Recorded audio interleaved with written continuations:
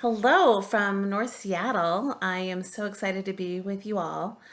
My name is Colleen Echohawk. I am very honored to be the executive director at the Chief Seattle Club and to be a supporter and partner with Neighborcare. And that's what I'm here to talk with you all about today.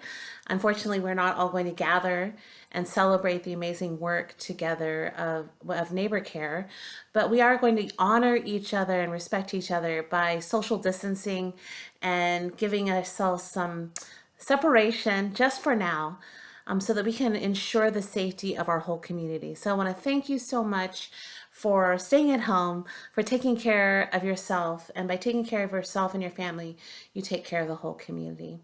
I also want to begin by just recognizing that here in Seattle and King County, we're so honored to be on Coast Salish territory. I am an enrolled member of the Pawnee Nation of Oklahoma, and this is not my territory.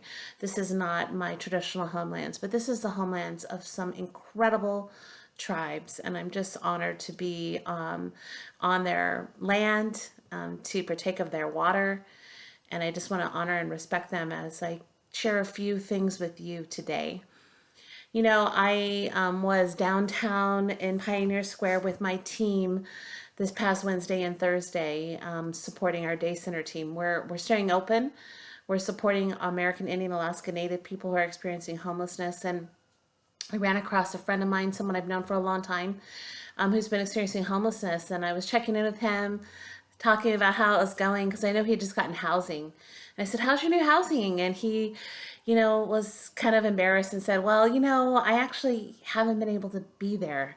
And I knew immediately why. Because if you've been experiencing homelessness for a long time and you're a very social person like my friend, it can be really hard to move into isolation, right? It can be really hard to all of a sudden have to be in a home. And he said to me, "I just want to be outside." And when he said he wanted to be outside, he really was saying, "I want to be with my family. I want to be with my community that I've built, my other folks and friends who are experiencing homelessness, and we sleep outside, and during the day we come into warmth and security at the Chief Seattle Club." One thing that struck me so much about the work that happens at Neighborcare is that understanding of culture, the understanding of community, the understanding that those two things connected can make a life and death difference for our community members. My friend who had been experiencing homelessness, he is a Native man, he is a veteran, and so his experience is so culturally different than the vast majority of Americans. And in order to further provide healing and security for this gentleman, it's going to have to be done and built out of relationship. When I think about the work at Neighborcare, I think about those two promising areas where we know it changes lives, to connect people to each other, to build that relationship, to say you are not alone.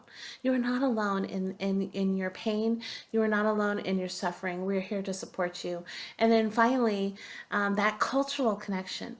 The Western medical system has been largely, it's been hard for many people of color.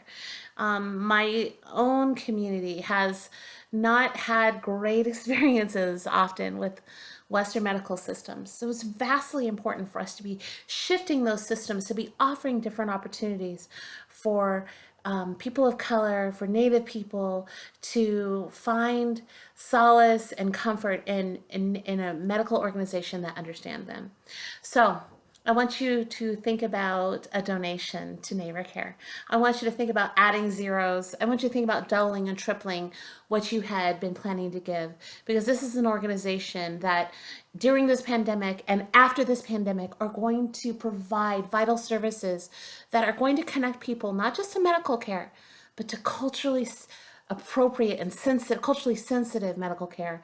And most importantly, it's going to connect them to community and relationships that are long lasting, that will ensure that person, that individual, is getting the best possible care and will save their lives. So thank you for taking the time to listen. I hope you're well.